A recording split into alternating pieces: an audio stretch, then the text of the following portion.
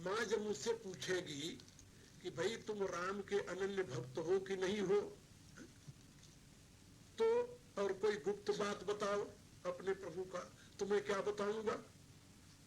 तो भगवान राम ने कहा कि जब भगवती तुम्हें मिले तो तुम कह देना कि मैं करुणा निधान का दूत हूं, करुणा निधान का दूत हूं। बस करुणा निधान सुनते वो जान जाएगी कि सही में तुम मेरा दूत हो, क्योंकि वो उसका दिया हुआ नाम है मेरे लिए, करुणा निधान। तो हनुमान जी जब गए, मुद्रिका गिरा दिया, तो सीता जी पूछने लगी कि नर बानर संग कहूं कैसे, अनेकों प्रश्न किया। नर बानर का साथ कैसे हो गया, तुम कैसे कहते हो कि मैं आपके लिए मुद्रिका लाया हूं? तो वहां पर हनुमान जी ने वही भगवान ने जो राम ने सिखाया था वो कह दिया, राम दूत मैं माँ तू जानकी, मैं हे माँ जानकी मैं राम का दूत हूं, मैं कैसे मान लू कि तू राम का दूत है? का सत्य शपथ करुणा निधान की, का करुणा निधान की मैं शपथ खाकर कहता हूं। भगवती समझ गई कि ये तो सही में राम का रहस्य दूत है, अंतरंग दूत है, विश्वास हो गया। तो भगवान का नाम करुणा निधान है। तो वो स्वामी तुलसीदास जी माँ से प्रार्थना कर रहे हैं कि हे माँ सरल प्रकृति आप जान भी करुणा निधान की, करुणा निधान की कैसी आपके करुणा निधान जो है उनकी कैसी सरल प्रकृति है, इसको तो आप जानती हो। वो चार बातें भूल जाते हैं, कौन कौन से? निज गुण अरिकृत अनहित दास दोष चित रहत न सुधि दिए दान की, चार बातें भगवान भूल जाते हैं। एक तो निज गुण, अपना गुण भगवान को याद नहीं रहता, अपने कितने उदार है, कितने महान है, ये भगवान को स्मरण में नहीं रहता। वाल्मीकि रामायण में आता है जब ब्रह्मा आदि देवता लोग आकर के प्रार्थना करते हैं, स्तुति करते हैं भगवान की, तो भगवान उससे पूछते हैं कि भाई आप लोग मेरी स्तुति क्यों कर रहे हो? कहा आप पर ब्रह्म परमात्मा है, आप निराकार ब्रह्म निराकार होकर के पृथ्वी पर अवतरित हुए हैं। भगवान कहते भाई ये तो मुझे पता नहीं, मैं तो इतने जानता हूं कि मैं अयोध्या के नरेश महाराज दशरथ का पुत्र हूं, मेरा राम राम है, मैं इतने जानता हूं, मैं कुछ नहीं जानता। तो भगवान अपने गुण को भूल जाते हैं, निज गुण और अरिकृत अनहित, किसी शत्रु ने उनका अपकार किया है भी भूल जाते हैं भगवान, उसके पर ध्यान नहीं देते। रावण जो भगवती सीता का हरण करके ले गया है, जिसके लिए राम इतने व्याकुल हैं, विह्वल हैं, जिसके लिए इतनी बड़ी सेना इकट्ठी कर रखी है, उसके भी उस महान अपराध को क्षमा करने के लिए तैयार है प्रभु। अंगद को लंका भेजते समय संदेश क्या देते हैं जानते हो? हे अंगद बालित ने बुद्धि बल गुण धामा, लंका जाऊ तुम मुकामा, बहुत बुझाई तुम्ही का कहूं, परम चतुर में जानत हूं। हे बाली के पुत्र अंगद, तुम बुद्धि और बल में श्रेष्ठ हो, मेरे कार्य साधने के लिए तुम लंका में जाओ, मैं तुम्हें बहुत समझा कर क्या कहूं, तुम तो वैसे ही चतुर हो। एक बात याद रखो, काज हमार तासु ही तो होई, रिपुसन करो बत कही सोई। शत्रु से जाकर वही वार्तालाप करना जिससे मेरा काम बन जाए, उसका कल्याण हो जाए, उसका अकल्याण न हो। भगवान राम अरिहु को अनभल कीन रामा, वो अपने शत्रु का भी अहित नहीं चाहते। जो शत्रु का भी अहित नहीं चाहता वो कितना महान होगा, जरा सोचो। अंगद से करे काज हमार तास हित हुई, मेरा काम बन जाए जिसमें रावण का अहित न हो, उसका कल्याण हो, उसका हित हो। शत्रु के हित की कामना रखने वाले प्रभु राम निज गुण अरिकृत अनहित, इसलिए शत्रु के द्वारा किए गए अपकार को भूल जाते हैं। इसीलिए हमारे यहां संतों में कहा गया कि दो बातें सदैव याद रखो और दो बातें को हमेशा के लिए भूल जाओ। दो बात नारायण दो बात को दीजिए सदा विसार। दो बातें हमेशा भूल जानी चाहिए। कौन कौन सी? करी बुराई और ने आप कियो उपकार। दूसरे ने तुम्हारी बुराई की है ना, भूल जाओ उसे, और तूने किसी का उपकार किया है वो भी भूल जाओ। यहाँ तो उपकार के एक बार करेंगे और 100 बार गिनाएंगे, और बुराई किसी से छोटी सी एक बार हो जाए तब भी 1000 बार दोहराएंगे। उल्टे नारायण दो बात को दीजिए सदा विसार, करी बुराई और ने आप कियो उपकार। भूल जाना चाहिए, क्योंकि भक्त में तो भगवान के ही गुण को धारण करने की चाह होनी चाहिए ना। तो भगवान के गुण को धारण करने के लिए भक्त के यानी साधना में गति होनी चाहिए। और यहाँ पर तुलसीदास जी कहते हैं कि भगवान 4 बातें भूल जाते हैं। सरल प्रकृति आप जानवी करुणा निधान की, निज गुण अरिकृत नहीं तो दास दोष। भगवान अपने भक्तों का दोष भी नहीं देखते, उसको भी क्षमा कर देते, चलो कोई बात नहीं। निज गुण अरिकृत नहीं तो दास दोष, और सुधि रहत ना दिए दान की। और जो एक बार दान दे देते हैं वो भी नहीं भूलते, वो भी नहीं याद रखते कि अभी दिया था, देते ही रहते हैं और देते रहते हैं। जास कृपा नहीं कृपा अघाती। तो भगवान इस प्रकार से अपने भक्त के ऊपर कृपा करते ही रहते हैं। हनुमान जी को हृदय से उठाकर हृदय से लगा लिया। हृदय से लगाने के पश्चात तृप्त नहीं हुए, रोने लगे। नेत्रों से जल जो वृष्टि हुई उनके, उससे उनको शीतल कर दिया, फिर भी संतुष्ट नहीं हुए। फिर कहते हैं हनुमान जी से, क्या कहते हैं? सुनो कपी, हे कपी सुनो। भगवान मारुति इसमें मगन है, चिपटे हुए भगवान के शरीर से, उनके दिव्य कोमल अंग का स्पर्श पा करके कृतकृत हो रहे। उनको होश कहां है सुनने की, इसलिए उनको जगाते हुए करे सुनु कपी, हे हनुमान सुनो। जिय मानसी जनी ऊना, अपने मन में तू अपने आप को ऊन माने कम नहीं मानना। ऊना माने कम नहीं मानना अपने आप को। तय मम प्रिय लक्ष्मण से दूना, तुम मुझे लक्ष्मण से दूना प्रिय हो।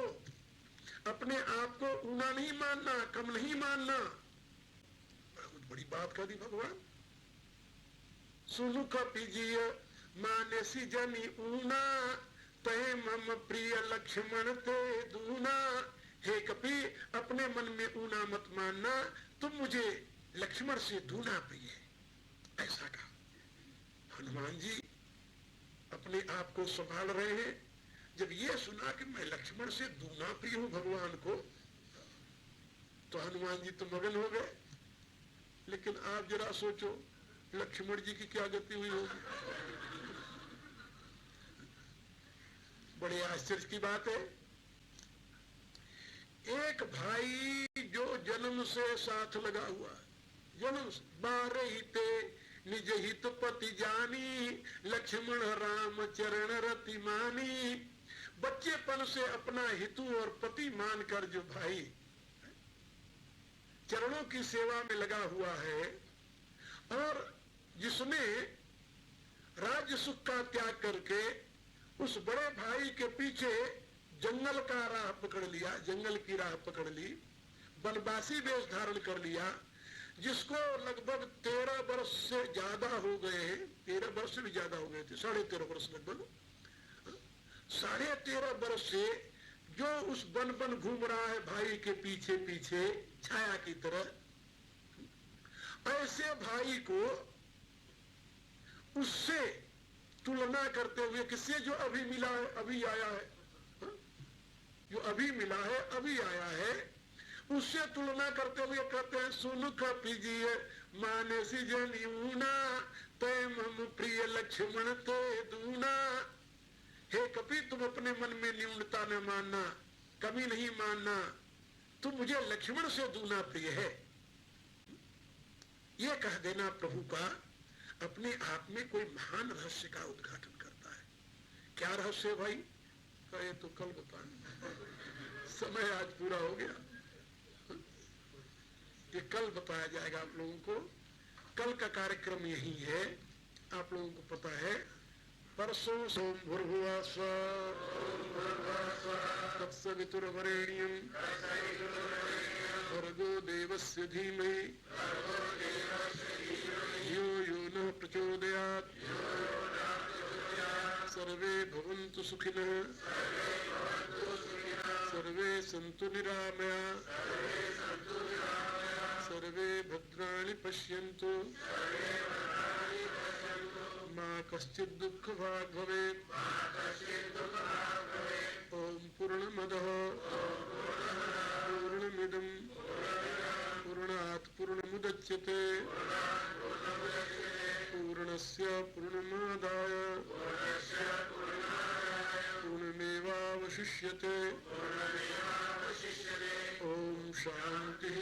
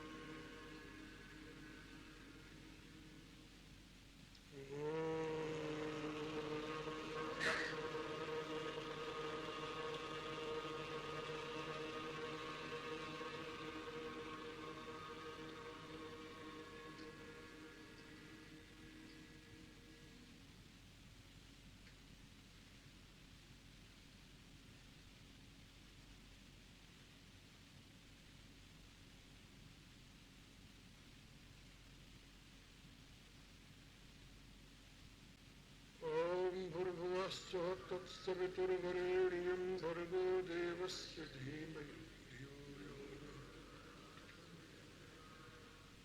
ॐ विश्वानुदेव सवितुर्दुरितानि परासुः यद्भद्रं तन्नयासु। ॐ यस्मिन् सर्वं यतो सर्वं यः सर्वं सर्वतश्च यः यस्य सर्वमयो नित्यं तस्मै सर्वात्मने नमः तस्मै सर्वात्मने नमः। ओम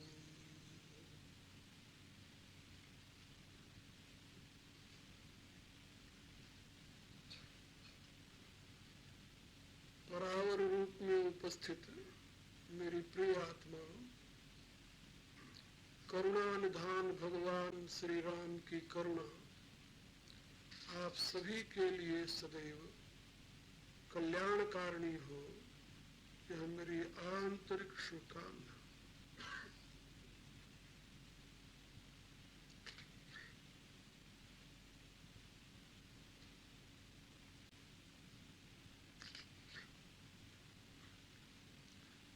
सृष्टि के मूल में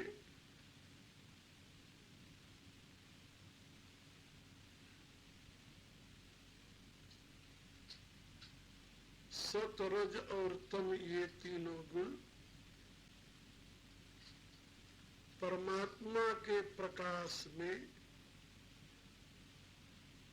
सक्रिय होते हैं, गतिशील होते हैं।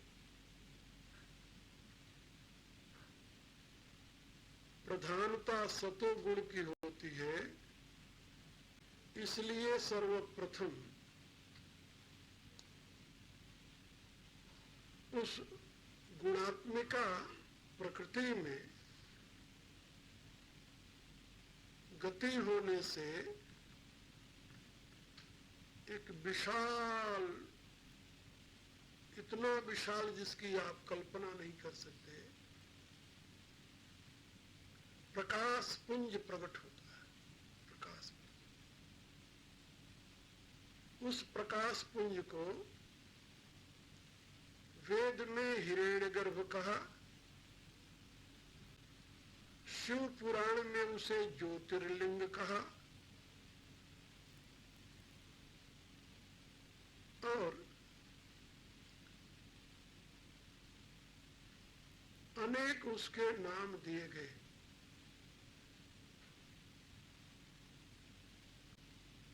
आजकल के साइंटिस्टों से वही गोल्डन एग, बिग एग कहते हैं।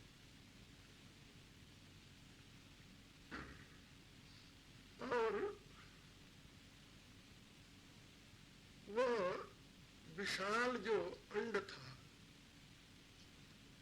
वो अधिक गति से उष्णता को प्राप्त होकर के कई टुकड़ों में फूट गया। फिर उससे आगे जो टुकड़े थे वो भी जब गतिशील हुए तो वो भी गोले गोले बन गए, वो अलग से एक बन गया, गोला बन गया। आगे जब वो गोले टूटे तो उनसे आगे और दूसरे गोले बन गए। ये हमारी पृथ्वी जिस पर हम रहते हैं ये चौथी टूटन है। क्या समझे? चौथी टूटन। ये किसका टुकड़ा है? सूर्य का।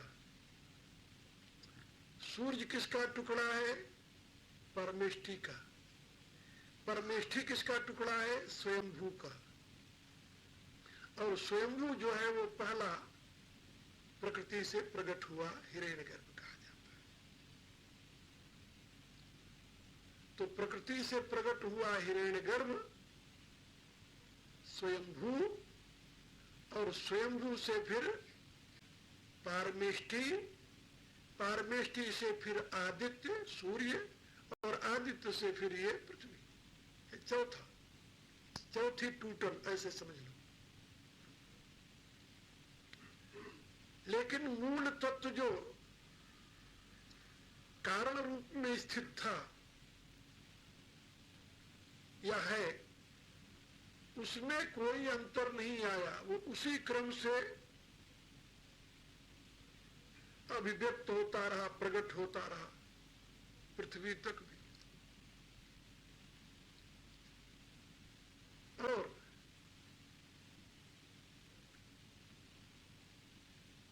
ये समस्त टुकड़े जिसके अधीन एक दूसरे के आकर्षण में स्थित है, एक दूसरे के आकर्षण में स्थित है, नहीं तो गिर जाए, नष्ट हो जाए, बिखर जाए। तो जिसके आकर्षण में स्थित है ये टुकड़े सारे, वह है परम चैतन्य। उसको ब्रह्म कहते हैं, परमात्मा कहते हैं।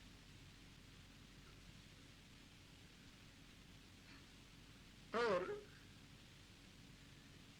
ये टुकड़े जिससे बने उसको प्रकृति कहते हैं। और वो प्रकृति जो परमात्मा के आश्रित रहने वाली उसी की शक्ति है, जो उसके प्रकाश से ही ये अनंत ब्रह्मांड को, ब्रह्मांड माने बड़े बड़े अंडे, अनंत माने जिनकी गिनती नहीं होती, ऐसे अनगिनत ब्रह्मांड माने बड़े बड़े अंडे जो उसने प्रकट किए हैं।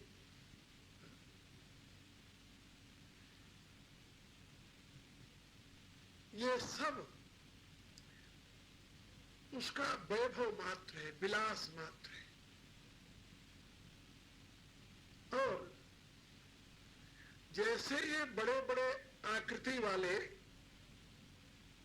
अंडे हैं और इनका एक समष्टि स्वरूप है, ऐसे ही ये सूर्य से निकले हुए छोटे छोटे भी अंडे हैं, बहुत छोटे छोटे। और उन छोटे छोटे अंडों को क्या कहा जाता है? परमाणु। परमाणु माने बहुत छोटा सा अणु। और जो तत्व इस बड़े अंडे में है वही तत्व उस छोटे से अंडे में है। और उसी छोटे अंडे का एक साकार रूप बन गया जिसको कहते हैं व्यक्ति।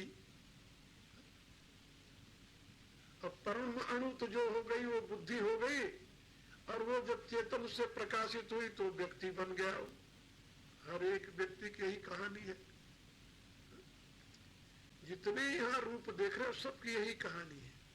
सब उस सूर्य से छोटे छोटे अंडे जो निकले हैं उन्हीं की ये अभिव्यक्ति साकार मूर्तियां हैं सारी। कितना विचित्र खेल है ये। और ये सब अपने अपने कारण में सिक्वेंटली, जिसे कहते हैं क्रमशः मर्ज होते हैं।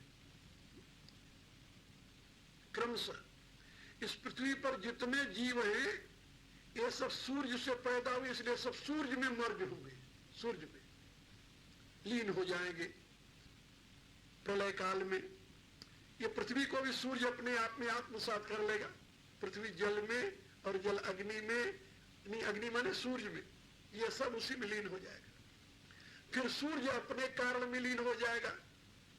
सूर्य का जो कारण है पारमेष्ठी, और पारमेष्ठी अपने कारण में लीन हो जाएगा, जिसको स्वयंभू कहते हैं, ब्रह्मा कहते हैं, उसमें लीन हो जाएगा। और वो ब्रह्मा जो है पारमेष्ठी, जो एक का बाप स्वयंभू जो है,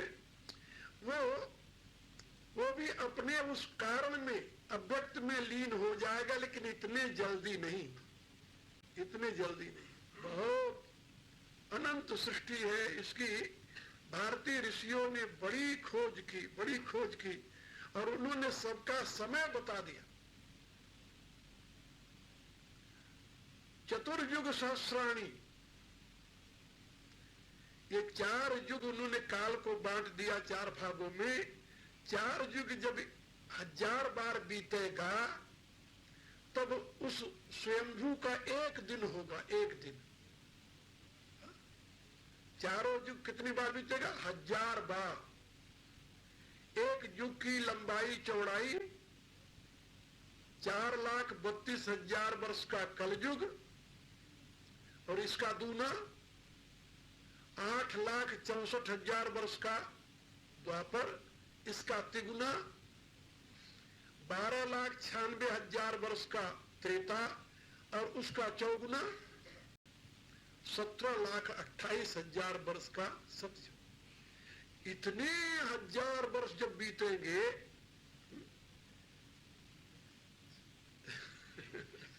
तो ये चारों युगों की एक आयु हुई।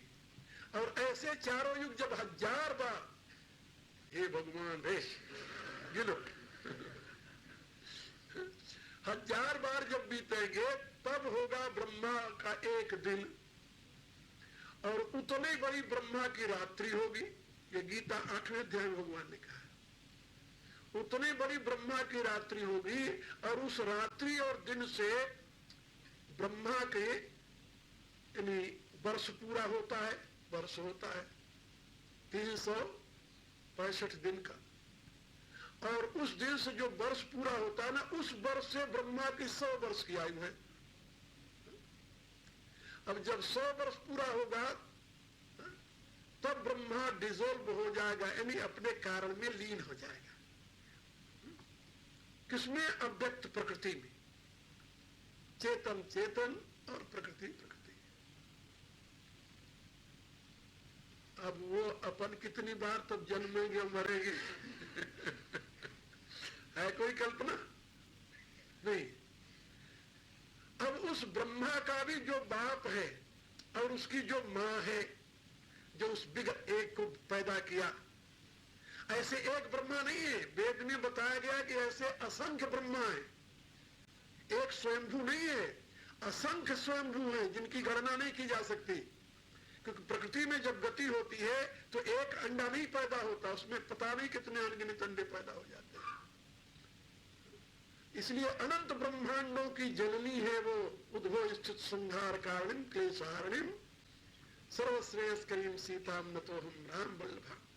और वो परमात्मा उन अनंत ब्रह्मांडों का पिता है। अब उस परमेश्वर को हम जानना चाहते हैं। मच्छर कहता है कि मैं भी उड़कर पता लगाऊंगा कि आकाश कितना बड़ा है। क्या समझे? मॉस्किटो मच्छर कहता है मैं उड़ूंगा और पता लगाऊंगा कि आकाश कितना बड़ा आकाश है। क्या ये तो असंभव है? ये तो हो ही नहीं सकता। इसी प्रकार से तुम ही आदि खगमसक प्रजंता नभ उड़ाई नहीं पावयंता तिमि रघुपति महिमा अवगा तात कबों को पावकी था। जैसे गरुड़ से लेकर के मच्छर तक उड़ता है आकाश में, लेकिन आकाश का अंत कोई नहीं पाता, इसी रूप से छोटी छोटी बुद्धि वाले और बड़ी बड़ी बुद्धि वाले ये सब परमात्मा की महिमा का गान करते हैं, लेकिन उसका अंत कोई नहीं पाता। कौन अंत पाएगा उसका? निज निज मति मुनि हरि गुण गावई निगम नेति शिव पार न पावई। कौन पार पा सकता है उस परमात्मा का? जिस परमात्मा की महिमा का पार नहीं है, उस परमात्मा की माया से कौन पार जाएगा? तो अपने बूते की बात है कि हम छलांग मारेंगे माया के उस पार चले जाएंगे। असंभव असंभव, इम्पॉसिबल। कहा फिर अपनी कोई गति है कि नहीं है? क्या है? गति है। गति क्या है? वही जिसकी हम अभिव्यक्ति है, जिसका ये सारा विश्व प्रकाश है। हम भी तो उसी की, वो अणु तो उसी से निकला है ना। चाहे सूर्य से हो चाहे पारमेष्टि से हो, वो सूर्य से है तो सूर्य पारमेष्टि से, पारमेष्टि स्वयंभू से है, इसलिए स्वयंभू को पितामह कहते हैं ना।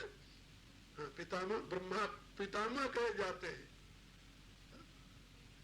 पिता के पिता। और भगवान ने गीता में क्या बताया? पिता हमस्य जगतो माता धाता पितामह। ये पिता पितामह सब हम ही है, कोई दूसरा नहीं है। एक कहानी आती है, जब भगवान शंकर का विवाह होने लगा पार्वती जी से, तो ऋषियों ने पूछा कि भाई शाखोच्चारण हो रहा है तो आप अपने वंश का नाम बताइए। तो आपके पिता का नाम? शंकर जी ने कहा ब्रह्मा। कहा दादा का नाम? कहा विष्णु। कहा परदादा का नाम? कहा तो मैं स्वयं हूं।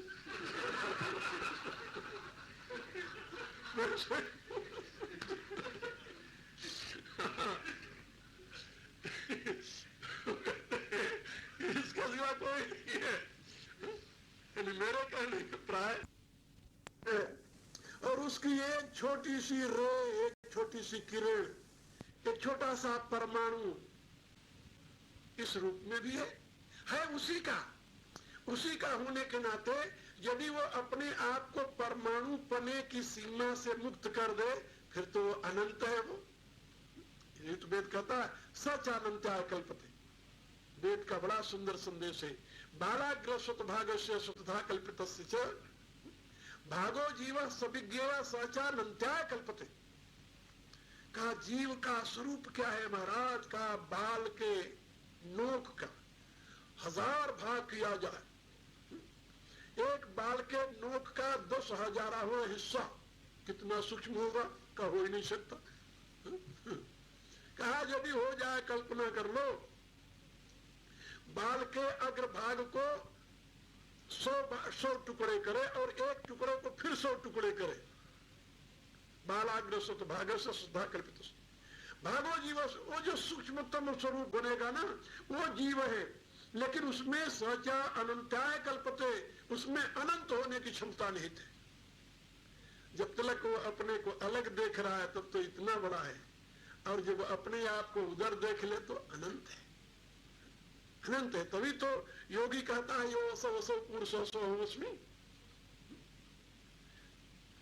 केवल आवश्यकता है इधर से मुंह उधर करने की, मुंह फेरने की आवश्यकता है।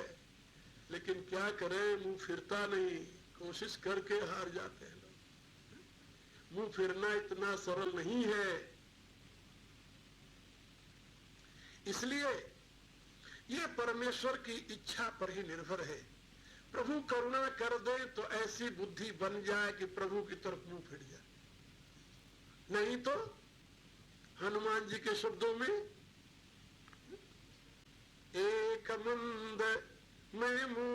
बस की हृदय अज्ञान, पुनि प्रभु मोहि विसारु, दीन बंधु भगवान। केवल प्रार्थना ही तो कर सकता है, क्या कर सकता है। यद्यपि नाथ बहु अवगुण मोरे, एक अवगुण हो तो गिना दे। एक बार देवियों ने मुझे घेर लिया, बहुत सी देवियां पढ़ी लिखी, वो आकर डट गई मेरे सामने प्रश्न उत्तर करने के लिए। आप तुलसीदास जी की बड़ी वकालत करते हैं देवियों, आप लोग अपने गुस्से ठंडा कर दो, क्योंकि रोटी तुम्हीं से मिलती है, दया करो मेरे ऊपर। आप क्या पूछना चाहते हो? कहा आपके तुलसीदास जी ने हमारी बड़ी निंदा की है। मेरे तुलसीदास जी आपकी निंदा करेंगे? हम आपको माँ कहकर प्रणाम करते हैं, देवी कहकर प्रणाम करते हैं।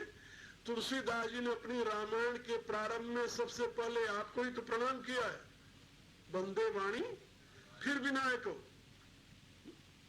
पहले आपको ही प्रणाम करके उन्होंने रामायण शुरू कीजिए। आप ऐसे कैसे कहती हो कि आपकी निंदा की है?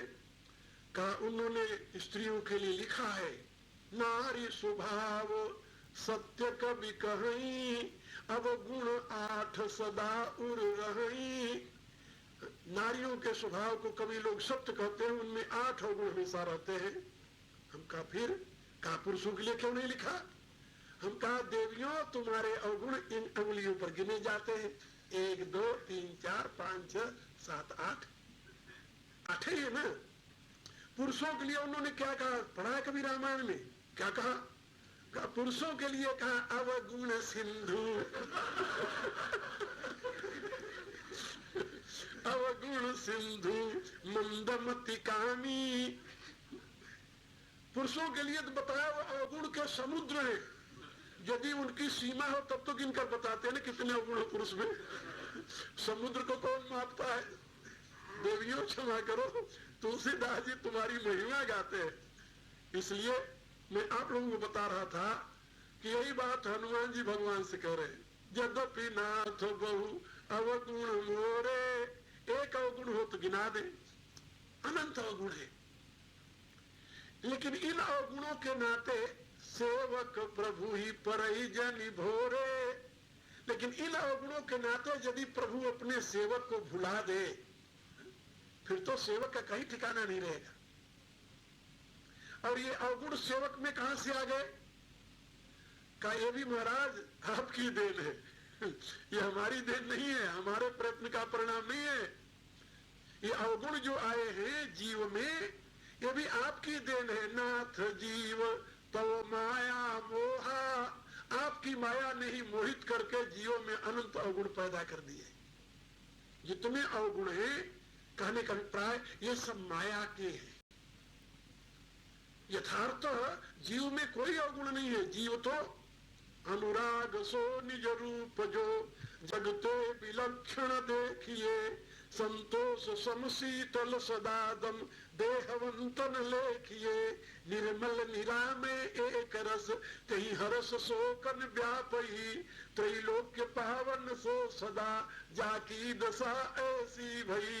तुलसीदास जी लिखते हैं विनय पत्रिका में कि वो तो त्रैलोक्य पावन है, वो तो विशुद्ध है, चिदांश है, परमात्मा की एक किरण है, ज्योति है, उसमें कोई अवगुण नहीं है। लेकिन सारे अवगुण कहां से आ गए? उसमें जो अवगुण सिंधु बन गया बेचारा वो। का नाथ जीव तो माया मोहा, आपकी माया ने ही मोहित करके बेचारे में अनंत अवगुण पैदा कर दी। और वो जाएगा कैसे? कासो निस्तरई तुम्हारी ही छोहा, आपकी कृपा से, आपके छो से ही।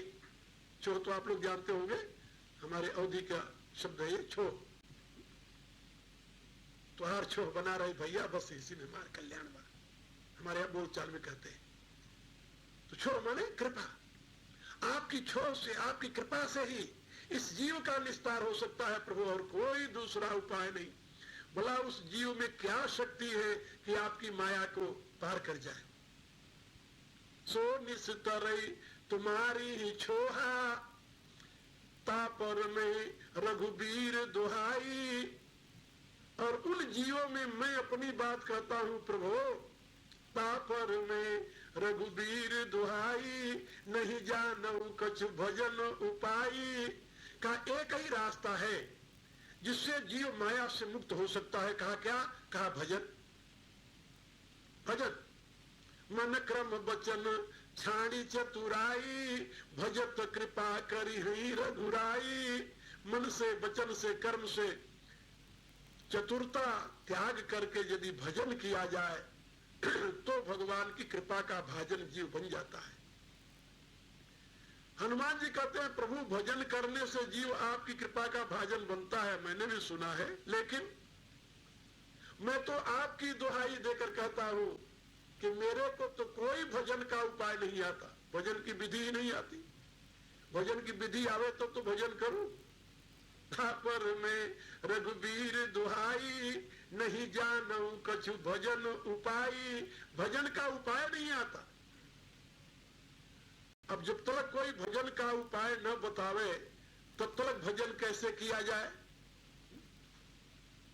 इसलिए प्रभु सेवक सुत पति मातु भरोसे, रही असोच बनई प्रभु पोसे। आप प्रभु हैं, सेवक और पुत्र। ये सेवक शब्द का अर्थ लोग बहुत गलत लगाते हैं। सेवक माने नौकर नहीं होता, सर्वेंट नहीं होता। There is no equal word in English for sevak, really. Servant is not sevak. सेवक और सर्वेंट में बड़ा अंतर है।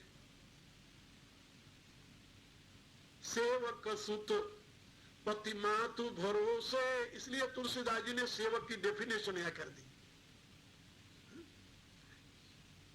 तो सेवक कौन होता है जानते हो? ऐसे समझ लो, शिष्य। इसीलिए यहां सेवक और सुत दो शब्द लगाया है। सेवक माने शिष्य और सुत माने पुत्र। जैसे पुत्र अपनी मां के भरोसे रहता है, मां के भरोसे, ऐसे सेवक जो है वह अपने स्वामी गुरु के भरोसे रहता है। उसका बल, जैसे शिशु के जीवन का अवलंबन उसकी मां है, उसकी संभाल मां करती है प्रतिपल, और उसी के सहारे वो निश्चिंत रहता है। इसी रूप से सेवक जो है अपने स्वामी के सहारे निश्चिंत रहता है, शिष्य जो है वो गुरु के सहारे निश्चिंत रहता है। सेवक सुत पति मातु भरोसे, इसलिए यहां दो शब्द दिया है। पति, पति माने रक्षक। ये जो हमारे यहाँ पति पत्नी शब्द है, ये भी रक्षक के अर्थ में है। पति माने मालिक नहीं होता, ये बात याद रखना। हाँ, आजकल तो कहते हैं हम मालिक है तुहार। हाँ, पति माने मालिक नहीं होता, पति माने होता है रक्षक, रक्षक, प्रोटेक्टर, नॉट ओनर, प्रोटेक्टर। तो सेवक सुत, जैसे गुरु प्रतिपल अपने शिष्य की रक्षा करता है, जैसे मां हमेशा अपने पुत्र की रक्षा करती है, जिससे उसी रूप से स्वामी अपने सेवक की रक्षा करता है। वो सेवक नौकर नहीं होता, याद रखना। इसलिए सेवक जो होता है वो समर्पक होता है, समर्पक, जिसने अपने आप को आपके अधीन कर दिया, समर्पित कर दिया, वो आपका सेवक बन गया विदाउट एनी डिमांड। ऐसे हो जाता नहीं होता, बिल्कुल होता है।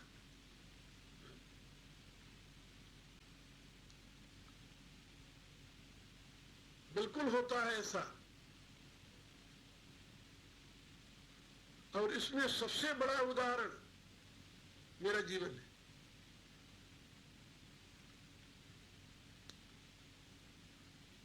फर्स्ट टाइम प्रथम बार जब मैंने अपने गुरुदेव के दर्शन किए,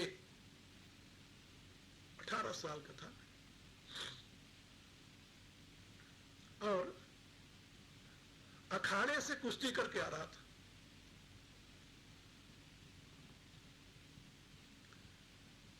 और जैसे पहलवान लोग पहनते हैं ऐसे झब्बा पहना हुआ था, और चड्डी और लंगोट मेरे कंधे पर थी, मिट्टी लगी हुई थी, और अखाड़े से आ रहा था। कान में आवाज पड़ी, कोई गा रहा है।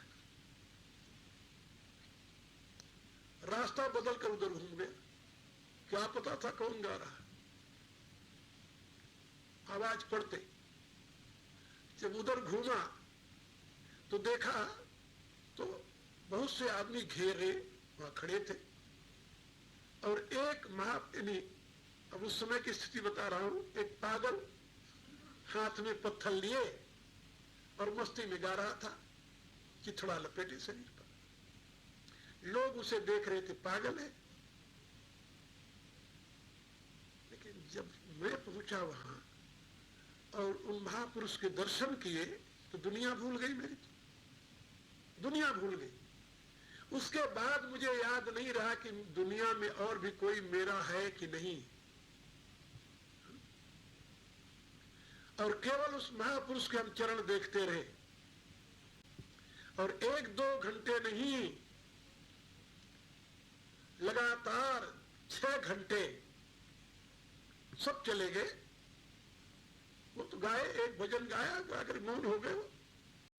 लोग कहने लगे तो पागल है, मेरे को हिलावे लोग, अरे पहलवान यहां क्यों खड़ा है, वो पागल पत्थर मार देगा तुम्हें, अपने घर जाओ। लोगों की दृष्टि में वो पागल थे, लेकिन वो तो मेरे प्रभु थे। और जब सब चले गए, रात्रि का 12 बज गया, तब मैं अपने आप को नहीं संभाल सका, उनके चरणों में ढेर हो गया। सारी जिंदगी बदल गई। याद नहीं आया कोई मां थी, कोई बाप था, कोई भाई था, कोई परिवार था, कोई दुनिया थी, कुछ नहीं याद आया। 1 सेकंड केवल दर्शन करते ही सारी जिंदगी बदल गई।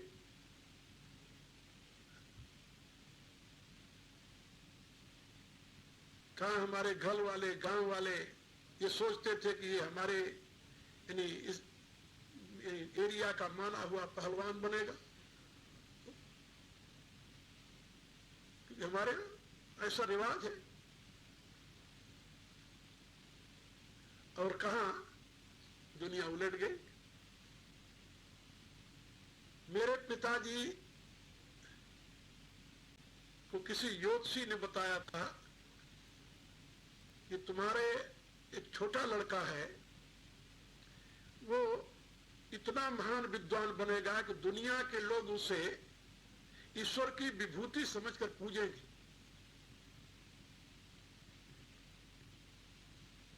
पिताजी बड़े खुश थे। जब मैं छोटा था, कंधे पर लेकर घुमा करते थे। ज्योतिषी पर विश्वास था उनको। और जब मैं बड़ा होकर पढ़ाई में मन नहीं लगा मेरा, तो ज्योतिषी को गालियां देते।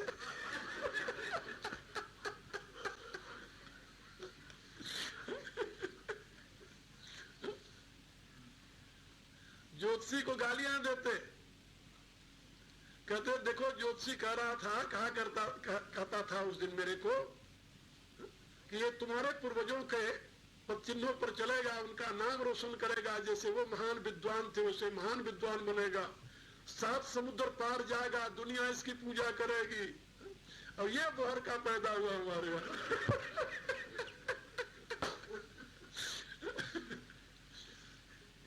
इसे कहते हैं। यानी मैं आप लोगों को बता रहा था कि एक बार यदि आप सरेंडर हो जाएं, समर्पित हो जाएं, तो संभालना उसका काम है, वो संभालता है।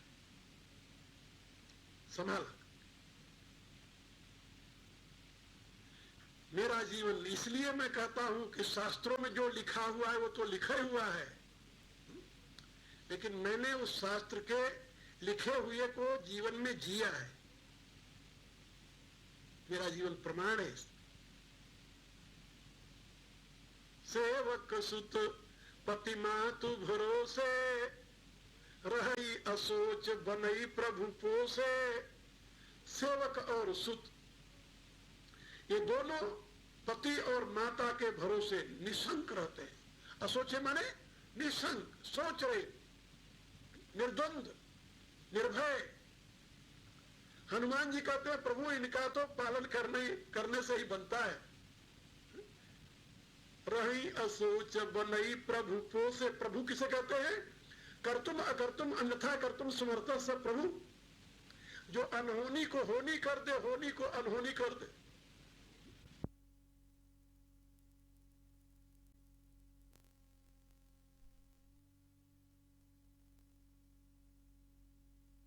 ये दोनों पति और माता के भरोसे निशंक रहते हैं। असोचे माने निशंक, सोच रहे, निर्द्वंद, निर्भय।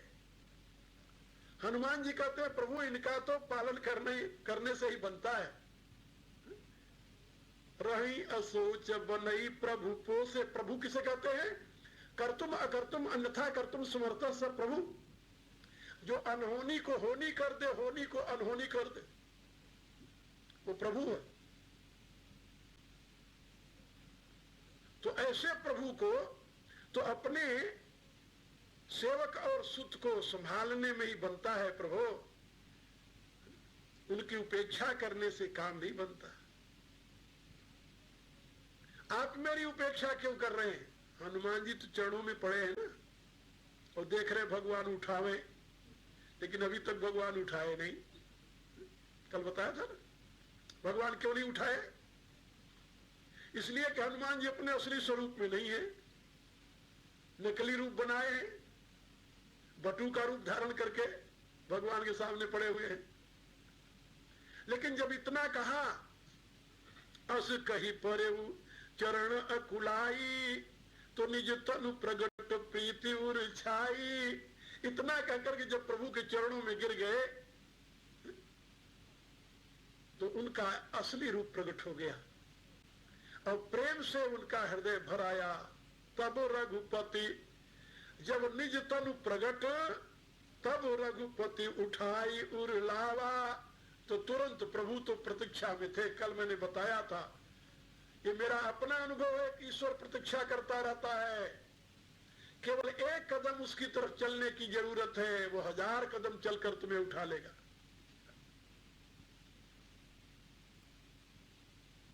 एक शेर सुनाओ तुम लोगों को, बहुत कमाल का शेर है। ये शेर मुझे बहुत प्रिय है और मेरे पास जो साधक आते हैं उनको पहले मैं ये शेर सुनाया करता हूं। याद रखो, कदम चूम लेती है खुद बढ़ के मंजिल। क्या समझे? कदम चूम लेती है खुद बढ़ के मंजिल, मुसाफिर अगर अपनी हिम्मत न हारे।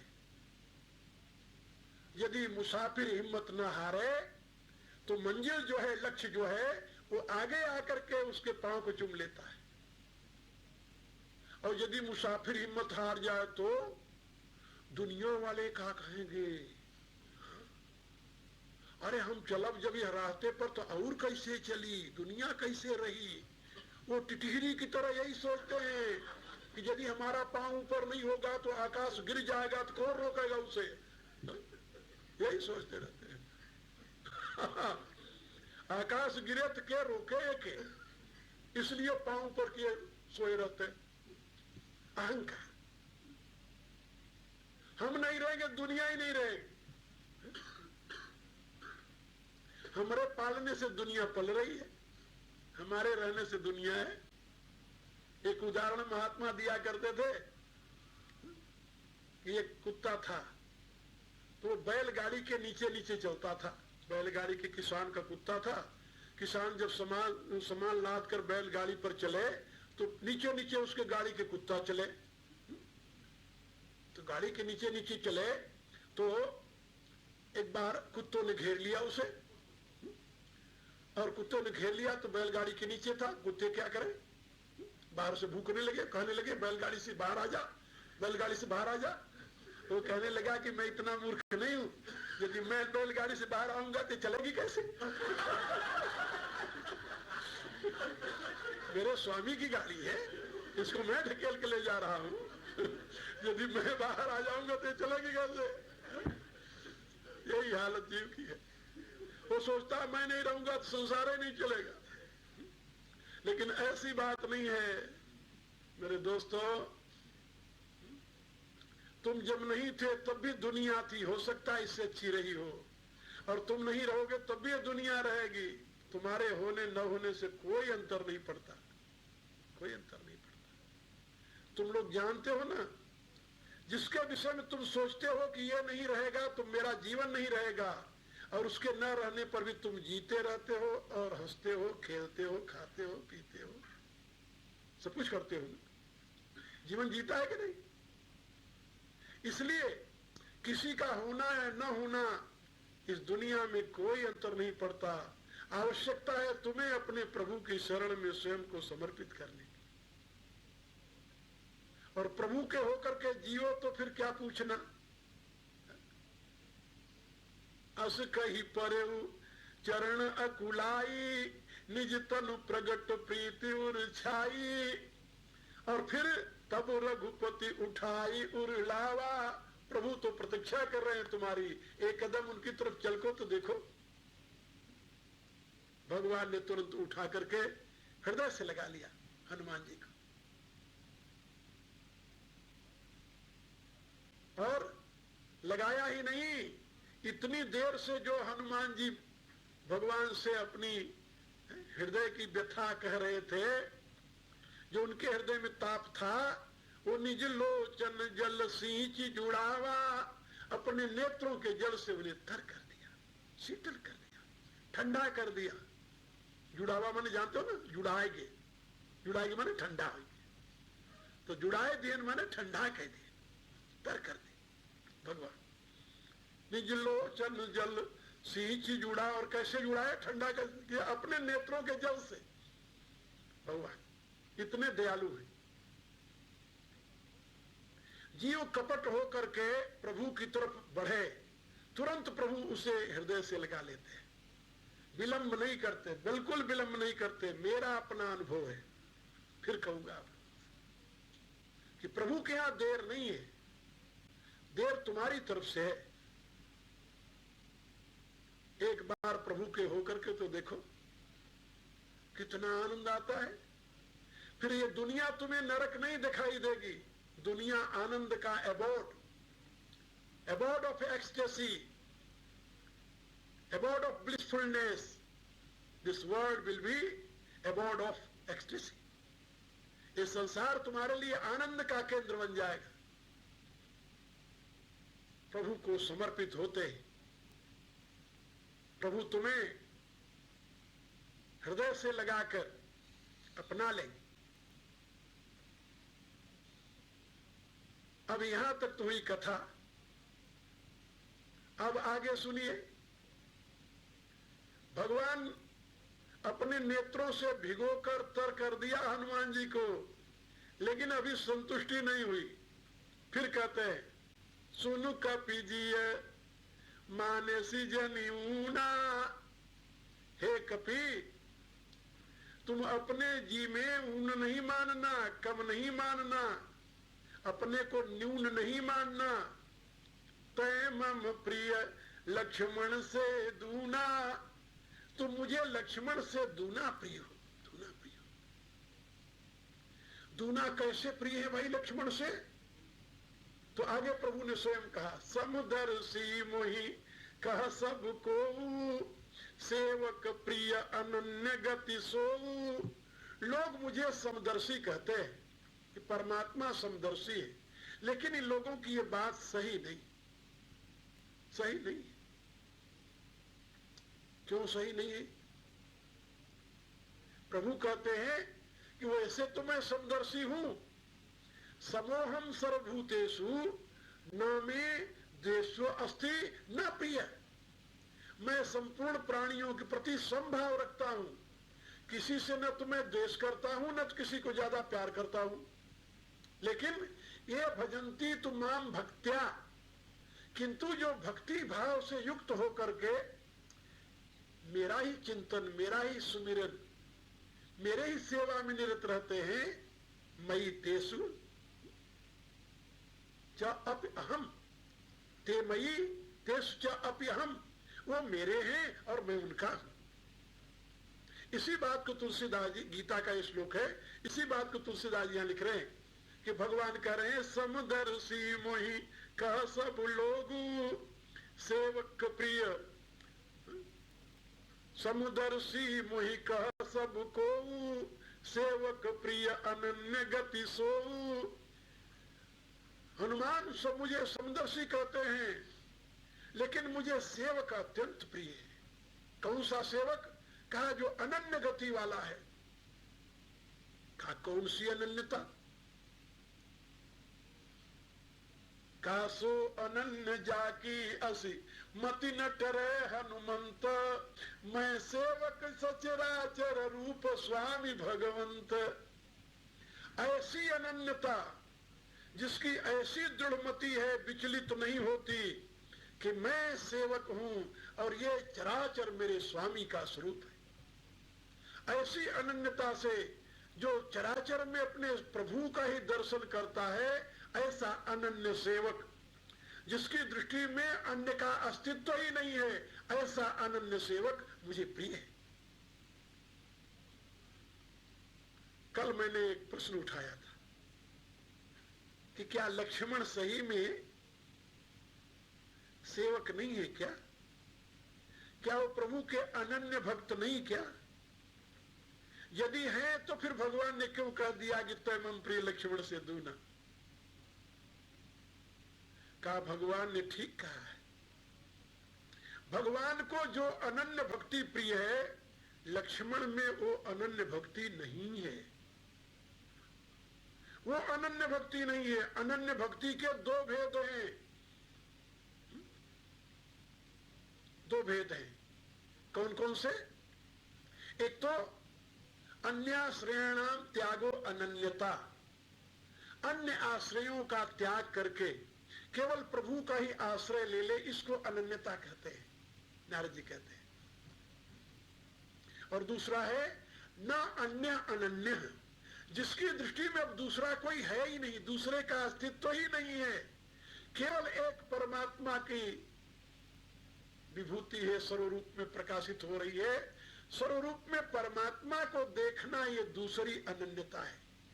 एक अनन्य की दृष्टि में है तो, लेकिन मैं उनके आश्रित नहीं हूं, मैं तो प्रभु के आश्रित हूं। और दूसरी अनन्यता में प्रभु के सिवा और किसी का अस्तित्व ही नहीं है, सर्वत्र अपने प्रभु के ही स्वरूप को देखते हैं। दो प्रकार की अनन्यता। लक्ष्मण जी भगवान के अनन्य चरणानुरागी हैं। बारे हिते निज हित पति जानी, लक्ष्मण राम चरण रति मानी। बच्चेपन से ही लक्ष्मण की अनन्य अनुरक्ति है राम के चरणों में। लेकिन किस प्रकार की अनन्यता है जानते हो?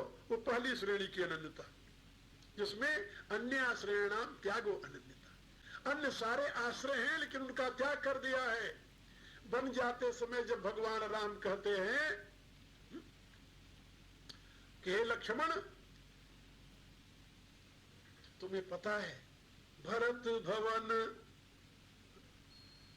रिपुसूदन नाही, भवन भरत रिपुसूदन नाही, राउ वृद्ध मम दुख मन माही। मैं बन जाऊं तुम्हें लई साथा, तुम्हें ही सब विधि अवध अनाथा। घर पर भरत और शत्रुघ्न नहीं है, पिता वृद्ध है, मेरे वियोग का उनको बड़ा दुख है।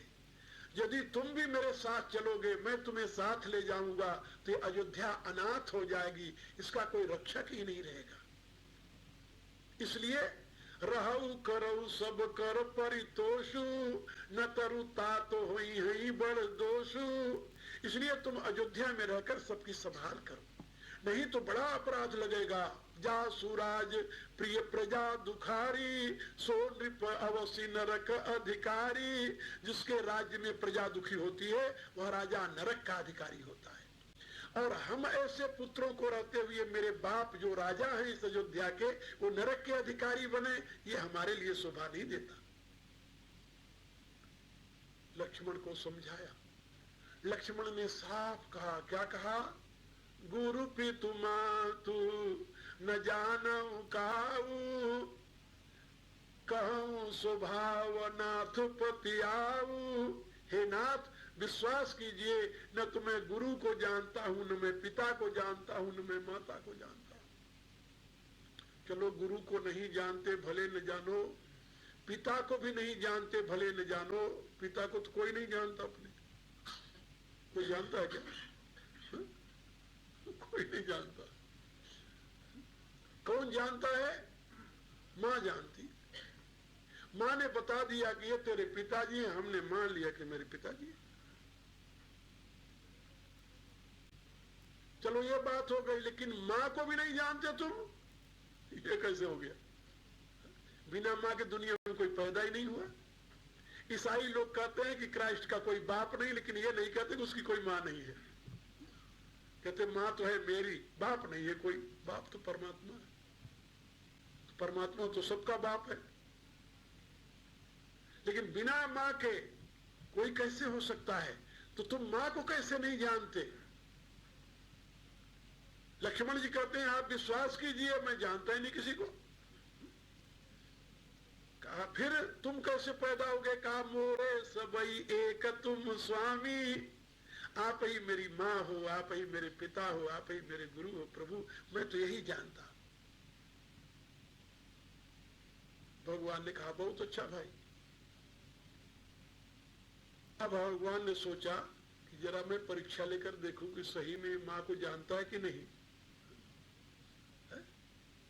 भगवान ने कहा अच्छा रो नहीं, मेरे साथ चलना। बोले हाँ। कहा मैं साथ ले चल रहा हूं। मांगो विदा मातु जन जाई, आओ संग चलो बन भाई।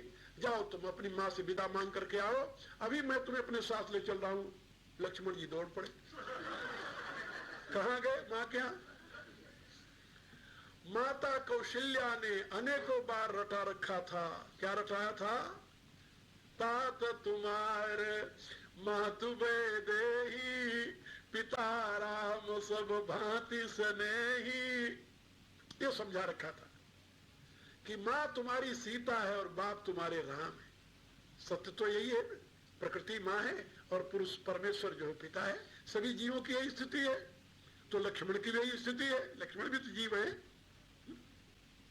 लेकिन उस समय जब कहा कि विदा मांगा माँ से, तो भूल गए। माँ के पास गए, माँ ने पूछा बेटा कैसे आए? सारी कहानी सुना दिया। कहा राम वन को जा रहे। कहा वन को जा रहे हैं तो तू यहां कैसे आया? कहा उन्होंने कहा माँ से विदा मांगा हो तो मैं तो आ गया। कहा मैंने जो तुम्हें पाठ पढ़ाया था वो, कि मेरे माता पिता गुरु सब आप हो। कहा मैंने कहा तो था। कहा फिर क्या हुआ? कहा बाद में उन्होंने कहा कि माँ से विदा मांगा हो तो मैं तुम्हें साथ ले चलूं, तो मैं तुम्हारे पास आ गया। कहा इतने वर्ष का पढ़ाया हुआ पाठ भूल गया। अरे पोंगी छोड़ो उड़ जा। इतने वर्ष का पढ़ाया हुआ पाठ भूल गया पगले तू। फिर सुमित्रा ने कहा कि याद रखो तात तुम्हारे मातु देही। जब उन्होंने कहा कि माँ से विदा मांगाओ तो तुम क्यों नहीं सीता के चरणों में हुई गिर गए? माँ तो तुम्हारी वही खड़ी थी। कहा माँ गलती हो गई। कहा गलती नहीं हुई, ये तो गलता हुआ है। भगवान ने अभी तो मेरे पास भेजा है, अब मेरे पास से जाओगे तो कहेंगे पिता से मांगाओ, फिर कहेंगे जाओ गुरु से मांगाओ। जिसको तूने इनकार किया कि मैं इनको नहीं जानता, सबके पास तुम्हें भेजेंगे। कहा माँ ऐसी गलती दोबारा नहीं होगी। कहा ठीक याद रखो तात तुम्हार मात बेदेही, पिता राम सब भांति स्नेही, जो सुत सिय राम बन जाही, तो अवध तुम्हार काज कछु नाही। क्योंकि तहीं अवध जहाँ राम निवासु, तहीं दिवस जहाँ तरणी प्रकाशु। सुमित्रा ने कहा, वत्स यदि राम सीता वन को जा रहे हैं तो अयोध्या में तुम्हारा काम नहीं है, क्योंकि अयोध्या तो वही है ना जहां राम है। जैसे दिन कहाँ होता है, कहाँ जहां सूर्य है, हाँ जहां सूर्य है वहीं दिन होता है। अब इस समय यहाँ सूर्य नहीं है ना, तो अपन क्या कहते हैं, रात्रि हो गई। और इस समय कनाडा में, अमेरिका में अभी तो घोर दिन होगा, पूरा दिन होगा। कैलिफोर्निया में जानते हो इस समय क्या समय हुआ होगा? हाँ, और जापान में सवेरा हो रहा होगा। यही होता है। इसलिए दिन वही है जहां सूर्य का प्रकाश। तो सुमित्रा की यह बात सुनकर के लक्ष्मण भगवान के चरणों में समर्पित हो गए। लेकिन अभी उनको वो दृष्टि नहीं मिली जिस दृष्टि से वो सारे विश्व को राम में देखे। नहीं, सारे विश्व को राम में देखने की दृष्टि नहीं है उनमें।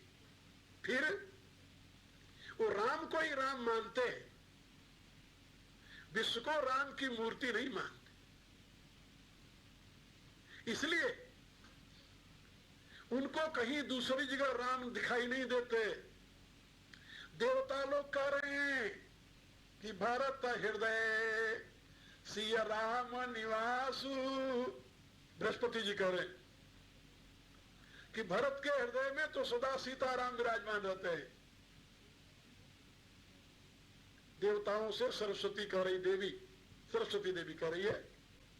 जब देवताओं ने कहा सरस्वती से कि भरत की मति फेर दो भगवती जाकर, उसने कहा मेरे बस का रोग नहीं है। क्यों?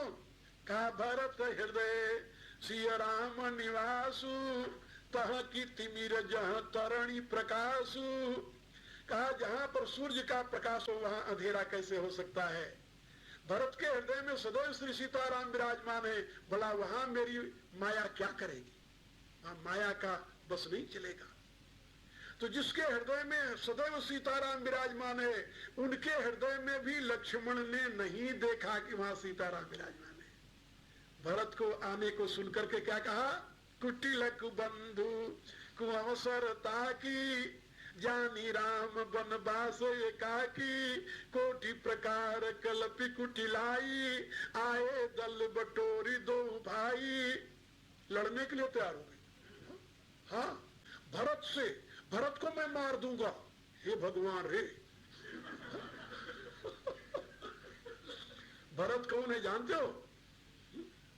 विश्व भरण पोषण कर जोई, ताकर नाम भरत रस होई। साक्षात नारायण के अवतार, विष्णु के अवतार भरत है, विष्णु के अवतार भरत है। और उस विष्णु को मारने की प्रतिज्ञा कौन कर रहे हैं? लक्ष्मण जी। ये कौन है? शेष सहस्र शीश जग कारण, जो अवतर भूमि बैतारण। शेष जी, शेषावतार लक्ष्मण जी हैं, विष्णु के अवतार महात्मा भरत हैं, और भरत को मारने की प्रतिज्ञा कर रहे हैं। और शत्रुघ्न कौन है? जाके सुमिरन तेरी पुनासा, नाम शत्रुघ्न वेद प्रकाशा। वेद का प्रकाश करने वाले ब्रह्मा के अवतार तेजस, ब्रह्मा के अवतार शत्रुघ्न, विष्णु के अवतार भरत, शेष के अवतार लक्ष्मण, ब्रह्म के अवतार राम, शंकर के अवतार हनुमान जी। क्या सारा डिवाइन कम्युनिटी गैदरिंग टुगेदर। सारे भगवान इकट्ठा हुए। अब देखिए, लेकिन शेष जी, शेष के अवतार लक्ष्मण, वो भरत को राम की प्रतिमूर्ति नहीं देख रहे, भरत में राम का निवास है नहीं देख रहे। इसलिए हनुमान हनुमान जी की जो भक्ति है वो कौन सी भक्ति है? अनन्यता की। कैसी अनन्यता? न अन्य अनन्य, किसी दूसरे का अस्तित्व ही नहीं है। अद्वैतवाद जिसको कहते हैं, अद्वैत, ये अद्वैत भक्ति है। और लक्ष्मण की जो अनन्यता है वो अद्वैत की अनन्यता नहीं है, वो तो राम के अतिरिक्त शत्रु भी देखते हैं। राम के अतिरिक्त राम के भक्त भरत को ही शत्रु देख रहे हैं, और की बात छोड़िए। सदैव ब्रह्म ज्ञान में लीन रहने वाले जनक महाराज को भी कह दिया, जिसमें जनक ने कह दिया कि वीर विहीन मही में जानी, तुरंत क्रोध में आवेश में आ गए। कही जनक जस अनुचित वाणी, अरे बड़े का आदर करना सीखो देवता। बोले बड़ा कैसे मेरे प्रभु का निरादर कर दिया। कही जनक जस अनुचित वाणी, विद्यमान रघुकुल मणि जानी। जो राउर आयस में पाऊं, कंदुक ब्रह्मांड उठाऊं। कांचे घट जिम डारूं फोरी, सकूं मेरु मूलक इव तोरी। तो प्रताप महिमा भगवाना, को बापुरो पिनाक पुराना। लक्ष्मण जी, तो लक्ष्मण जी की अनन्यता है, अनन्यता में कोई शक नहीं है। लेकिन ये अनन्यता है, कौन सी अनन्यता है? अन्य आश्रयणाम त्यागो अनन्यता। अन्य किसी का आश्रय उनको बर्दाश्त नहीं है। अपने प्रभु को अनन्य रूप से प्यार करते हैं और उनकी सेवा में रहते हैं। एक क्षण के लिए भी प्रभु से विलग होना पसंद नहीं उनको। लेकिन हनुमान जी की अनन्यता बिल्कुल इससे भिन्न है। भगवान कहते हैं कि अनन्य दोनों है मेरे को, लेकिन एक अनन्य जो मेरे रूप में है, मेरे व्यक्ति, मेरे साकार रूप में जिसकी अनन्यता है, उसकी अपेक्षा मेरे विराट रूप में जिसकी अनन्यता है वो मुझे दूना प्रिय है। क्या समझे? हाँ, गुण समझ में आई बात ना? जिसकी अनन्यता मेरे व्यक्तिगत रूप में है, व्यक्तिगत रूप में अनन्यता रखने वाले की अपेक्षा मेरे विराट रूप में जिसकी अनन्यता है वो मुझे उससे दूना प्रिय है। हनुमान जी की अनन्यता विराट रूप में है, क्योंकि प्रभु का जो यथार्थ स्वरूप है वो तो विराट रूप है। ये जो अवतार रूप है ये तो विभूति मात्र है, ये तो विभूति मात्र है। इसलिए अवतार रूप में जिसकी अनन्यता है वो भी भक्त तो है, भक्त नहीं ऐसी बात नहीं, उसका भी कल्याण हो जाएगा, वो भी मोक्ष पालेगा, ये सब कुछ हो जाएगा। लेकिन भगवान को उतना प्रिय नहीं है जितना वो प्रिय है जो विराट रूप में प्रभु की अनन्यता का दर्शन करता है। और हनुमान जी उस विराट रूप के उपासक हैं जिसकी उपदेश उनको स्वयं प्रभु श्रीमुख से दे रहे हैं। हनुमान सो अनन्य जाकी असीमति न डरे हनुमंत।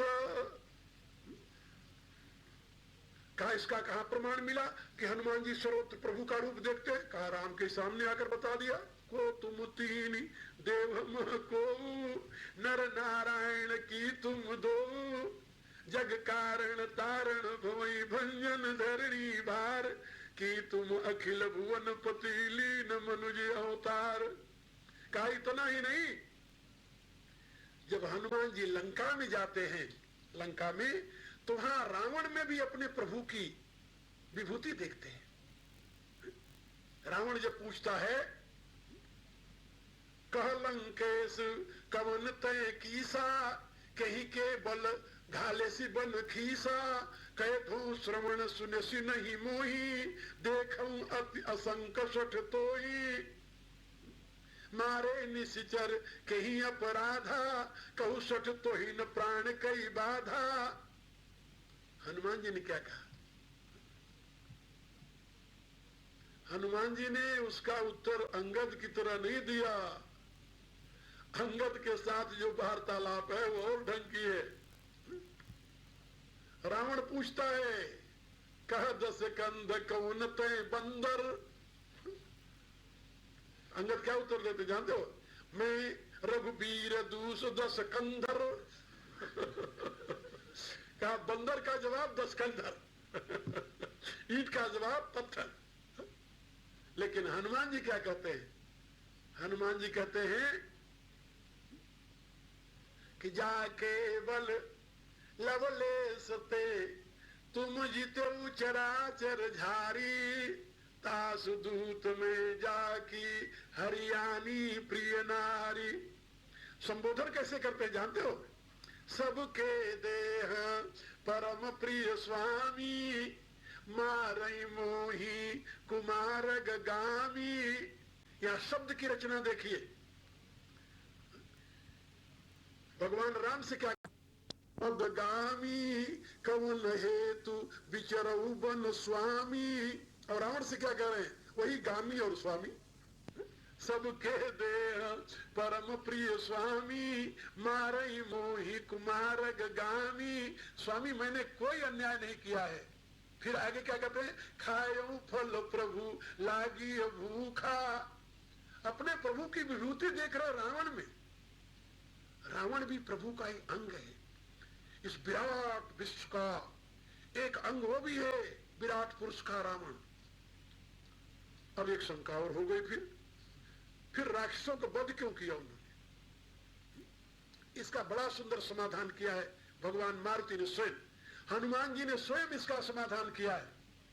जब लंका के ऊपर विजय हो गया, निशाचरों का संहार हो गया, रावण का नाश हो गया, तो भगवती सीता के समक्ष हनुमान जी जाकर खड़े हुए। भगवान राम ने कहा कि सीता को जाकर समाचार सुना दो। जब सीता के समक्ष हनुमान जी गए तो वहां पर सीता ने पूछा, हनुमान बताओ कुशल तो है? अरे कहा, मां सुनु मां तुम्हें पायो अखिल जग राज आजुन संशयम। हे मां, आज मुझे सारे विश्व का साम्राज्य प्राप्त हो गया। कैसे हो गया? कहा, पश्यामि राम अनामय। आज मैंने अपने प्रभु के विराट स्वरूप को रोग रहित देख लिया, रोग रहित। कहा, ये रावण जो था, जैसे स्वामी के शरीर में फोड़ा हो जाए, फोड़ा, हाँ फोड़ा तो होता है विकार से। कहा प्रभु के शरीर में, कहा विराट रूप तो त्रिगुणात्मक है, इसलिए उसमें भी विकार हो जाता, उसमें भी फोड़ा हो जाता है। तो स्वामी के शरीर में यदि फोड़ा हो जाए तो सेवक का कर्तव्य फोड़े पर तिलक लगाना, चंदन लगाना, आरती उतारना नहीं है। फिर क्या करता है वो? हाँ तुलसीदास लिखते हैं, जिमि सुता न व्रण होई गोसाई, मातु चिराव कठिन की नाई। कहा ऐसे स्वामी के शरीर में यदि फोड़ा हो गया और ये देख लिया कि ये फोड़ा सारे शरीर को पीड़ा दे रहा है, तो उतना हिस्सा काट कर उसे बाहर फेंक दो। और बाहर फेंक करके जब स्वामी स्वस्थ हो जाए तो प्रसन्नता होती है, प्रसन्नता होती है, प्रसन्नता होती है कि मेरा स्वामी निरोग्य हो गया। तो तुलसीदास जी लिखते हैं कि हनुमान जी ने भगवती सीता से कहा कि हे मैया, आज मुझे त्रिलोकी का साम्राज्य मिल गया, क्योंकि मैंने आज अपने प्रभु को रावण रूपी फोड़े से मुक्त देखा है, रावण रूपी रोग से उनके विराट स्वरूप को मुक्त देखा।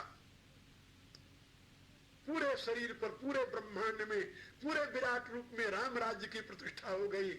अब वहां कोई दोष नहीं रहा, इसलिए आज मैं प्रसन्न हूं।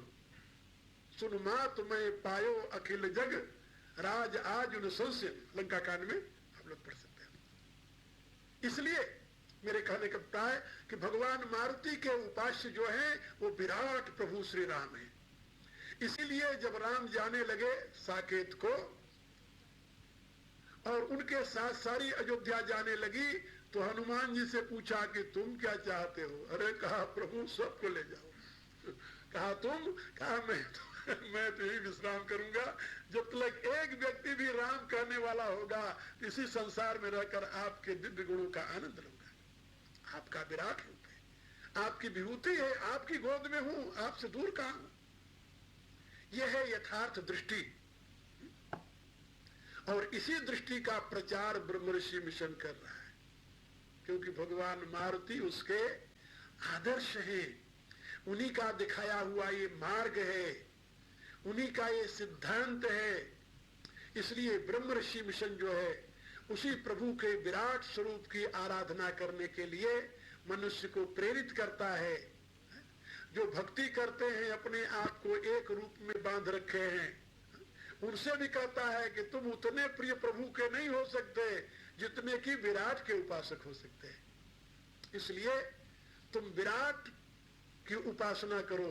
ब्रह्मर्षि मिशन का स्लोगन भी आप लोगों ने सुना होगा, जय विराट। हाँ, जय विराट। हमारे यहाँ आप जाओ स्कूल में, जितने हमारे स्कूल है 12 स्कूल हैं, कई हजार बच्चे पढ़ते हैं, सब बच्चे जहां दूर से देखेंगे तब भी आपको जय विराट कहेंगे।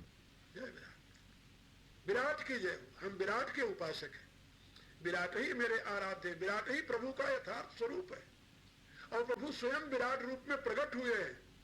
प्रभु के 2 रूप हैं, एक निराकार, दूसरा साकार। साकार रूप विराट का है, विराट है, और निराकार शुद्ध चेतन। तो शुद्ध चेतन की उपासना की तो जरूरत ही नहीं भले आदमियों, उनको क्या जरूरत है तुम्हारी उपासना की? और तुम शुद्ध चेतन तक कहां पहुंचोगे उपासना करने के लिए? भगवान स्वयं कहते हैं अव्यक्ता है गतिर दुखम देहवद विरोवाप्यते। शरीरधारी के लिए उस अव्यक्त तक पहुंचना बड़ा दुखद है, बड़ा मुश्किल है, बड़ा कठिन है। तो सबसे नजदीक क्या है, नियर क्या है? ये प्रभु का विराट स्वरूप।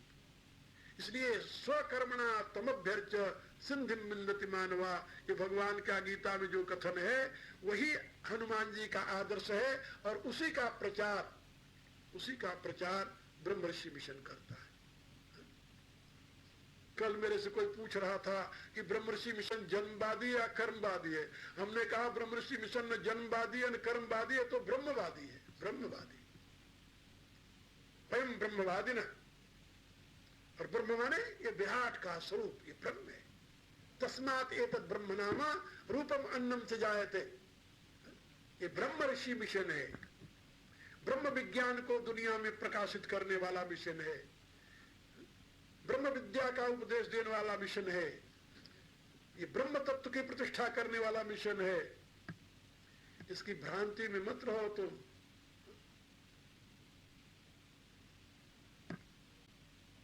Creed, caste, colour, country, community, gender, इन सबको दफना दो एक जगह इकट्ठा करके।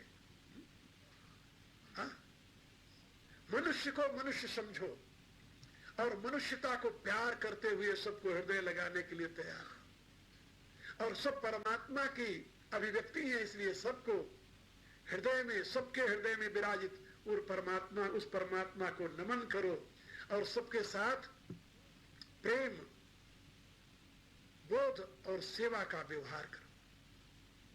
इससे तुम्हारा जीवन धन्य हो जाएगा। और वेद कहता है कि मृत्यु समृत्यु मापनोति यह नाना इव पश्यति। जो यहाँ अनेकता देखेगा वो मृत्यु से मृत्यु को ही प्राप्त होगा, याद रखना। और जो इस अनेकता में एकता का दर्शन करेगा वो मृत्यु से अमृत को प्राप्त होगा। तो ब्रह्म ऋषि मिशन इस मृत्यु से अमृतत्व की तरफ ले जाने का रास्ता बताता है। वो मृत्यु से मृत्यु के खंधे में नहीं ढकेलता तुम्हें, याद रखो। इसी चिंतन के साथ अब मेरे साथ प्रभु से प्रार्थना करो। समय पूरा हो गया और भगवान के इन शब्दों को सुनकर के तुलसीदास जी ने लिखा, देख पवन सुत पति अनुकूला, हृदय हर्ष बीती सब सूला। जब भगवान ने हनुमान जी की यथार्थ स्थिति का वर्णन कर दिया तो अत्यंत प्रसन्न हो गए और उनकी सारी व्यथा जाती रही।